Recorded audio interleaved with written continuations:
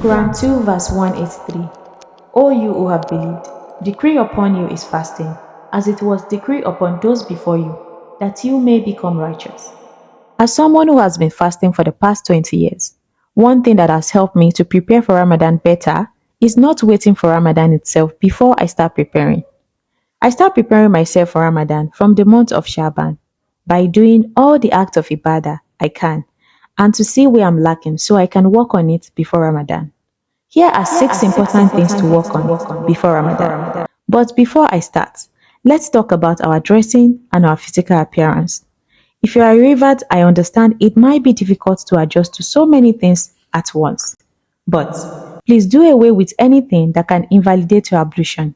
Give yourself a 30 days challenge. So remove the fake eyelashes, the attachments, the fake nails. Why? Because it's stressful removing nails, attachments, eyelashes every time you want to perform ablution. Second most important thing is how you dress to pray. I will advise you get a khimar and a socks because this is the proper way to pray. I'm not saying make it your regular clothing right away.